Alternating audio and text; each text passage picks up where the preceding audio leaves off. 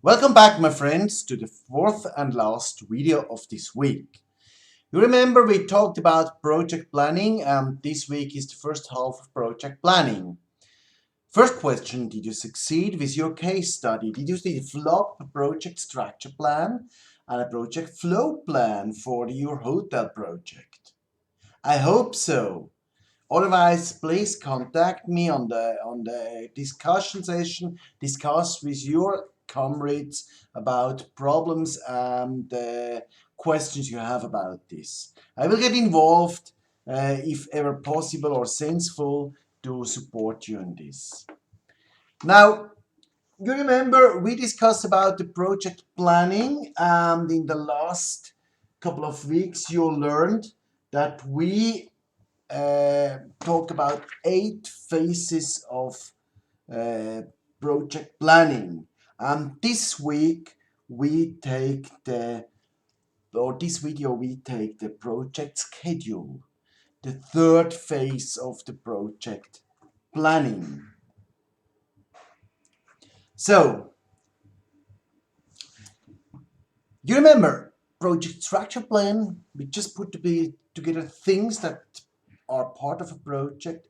Project flow plan, we just wrote them up in a logical order, and in a project schedule, we schedule them. Looks like this. You see, we have the same phases as before, and we just wrote them up. We have to define deadlines. We have to define a timeline now. How can we do this? Most simple way to do it is to create a Gantt chart. This looks like this. I know it's very small, it's not very big, the screen now, but you have a copy of this in your textbook as well, and you can print out or enlarge the slides as well. Now, first of all, about the name. Why this strange thing is named Gantt chart? Very simple. Mr. Gantt, an American economist and project manager, developed this. Now, if you watch this Gantt chart, it's actually nothing else than in the first column, a rowing up of all the activities in the project. And to make it understandable for you, I took exactly the same points as you have seen in the last slides. I grouped them in the same way to concept, hotel planning, construction, management, operations. Whether this is right or wrong, we do not discuss now. It's just one example to explain you the whole thing, and you can do the exercise with your hotel project as well. Then you see in the next column, titled with Anfang, which means beginning in German language, you see a date. That's now the date where this specific topic or task starts. You have Abschluss, which means in German end of the phase.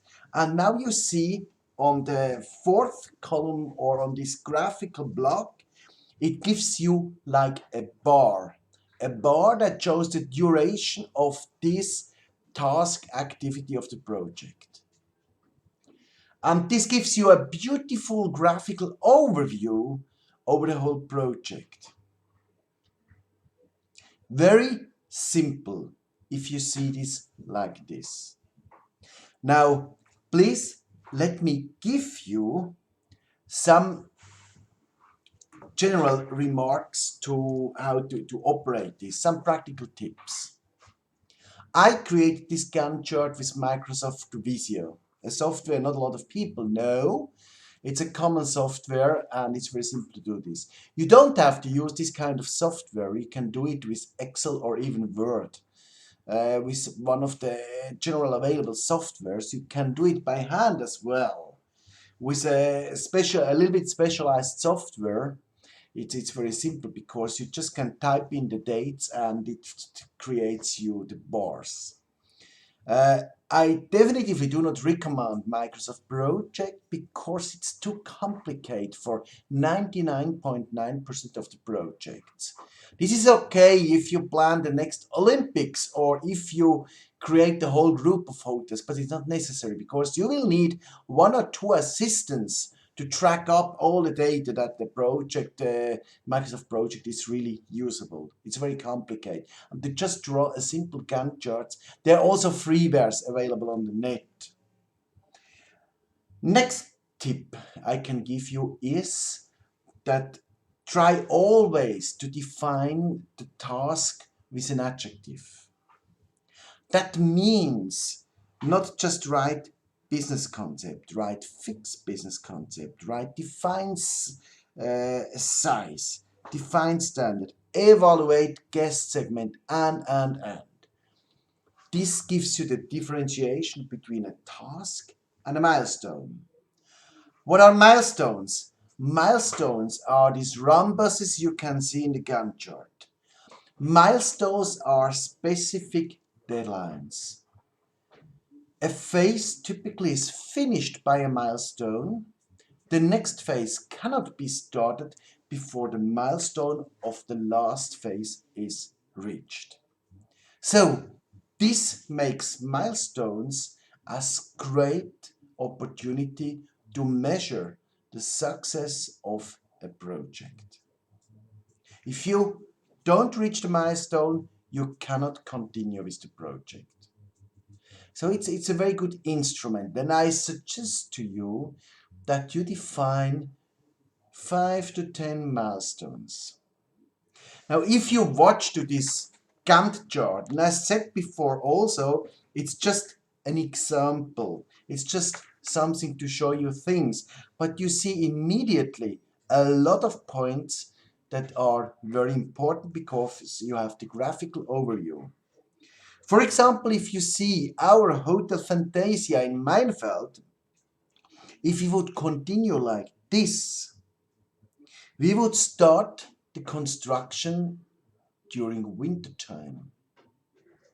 That's not very sensible in Switzerland because we have snow, the ground is frozen, so it's not very convenient. It would be very expensive or technically not simple to construct in winter time.